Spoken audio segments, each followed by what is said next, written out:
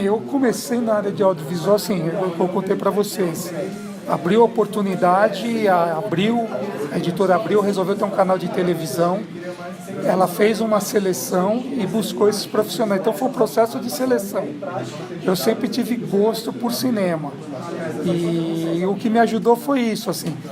Quando a gente foi fazer os primeiros testes, depois a gente teve todas umas aulas teóricas e provas, daí a gente foi aprovado. Quando eu fui fazer os primeiros testes, nunca tinha operado câmera, eu tinha noção de coisas, assim, a velocidade o cara me pedia. Falava, é um tilt que percorre, que o tilt é um movimento que vai, pode ser tanto de cima para baixo, como de baixo para cima. Suave, então o que é? O suave é o quê? Eu vou sair de um tilt down, um tilt de baixo, subindo até o rosto, suave. Então é um movimento de câmera vagaroso. Então, quando o cara me pede isso, eu consigo me lembrar de coisas que eu vi. Então, o que eu falei muito para vocês aqui hoje. Referência é tudo, porque quanto mais coisas eu vejo, o cara lembra, o movimento tal parece um filme tal. Daí eu falo, eu já sei o que é isso. O cliente falou, pô, eu vi um negócio de hospital, então eu queria que tivesse essa luz meio fria tal.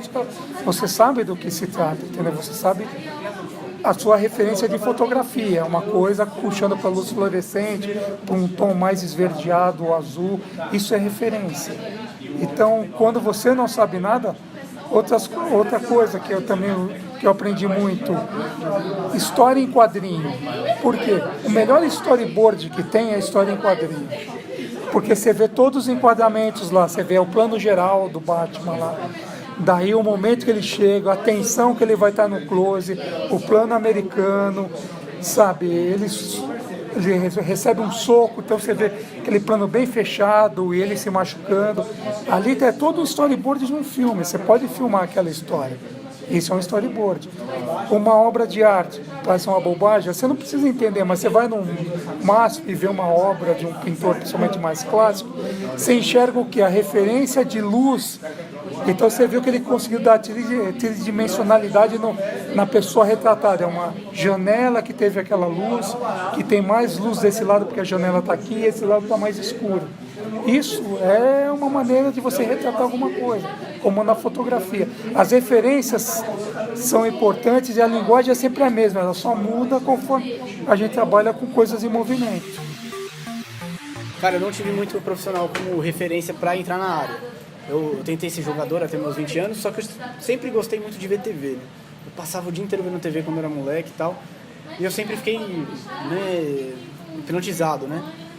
Aí eu parei de jogar bola e falei, pô, eu quero fazer rádio e TV. Aí eu entrei, foi tudo muito pelo acaso.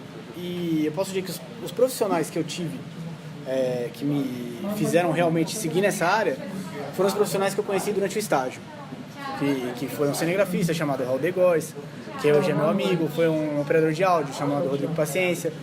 As produtoras que trabalhavam comigo dentro da MTV me mostraram como que funcionava esse mundo, né? E aí eu comecei a me apaixonar. Por causa dos profissionais que eu trabalhei no estágio, por isso que o estágio é muito importante.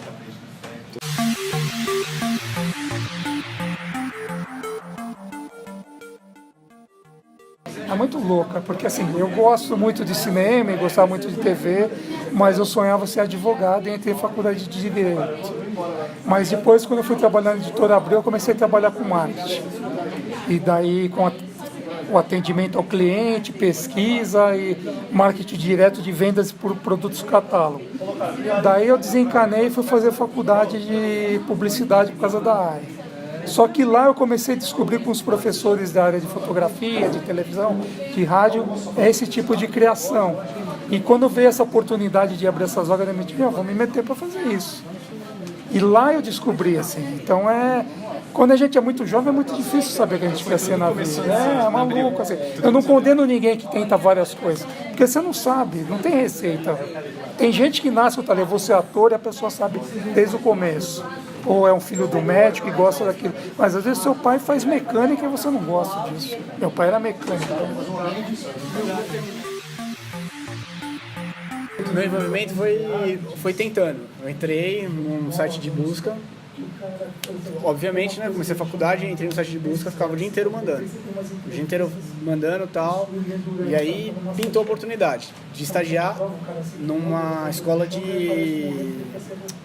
da OAB, preparatória para a OAB. Era edição. O que eu fiz? Estudei pra caramba edição. Fiquei entendendo, vendo o clipe, vendo como que editava e tal. Então eu acho que o envolvimento depende muito da ação que você tiver em relação àquilo que você está fazendo. Se você fizer uma determinada ação e você não pesquisar sobre isso, você não vai evoluir. Porque quando você pesquisa, você vai abrindo caminhos, né? Então se você não tiver a pesquisa, você não vai ser um bom profissional.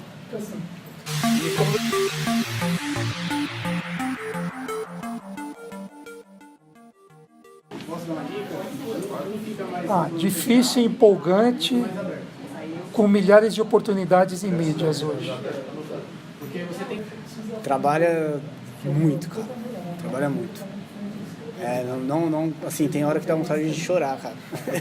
Quando você tá 19 horas de pé, 20 horas de pé, porque eu fiz muita assistência pra câmera, carreguei muito, não muitas vezes, mas algumas vezes eu já tive que carregar cabo, desmontar cenário.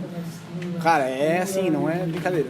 As meninas fazendo produção até de madrugada, fechando motorista, fechando locação.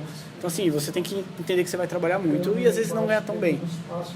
É algo que vai melhorando com o tempo de experiência.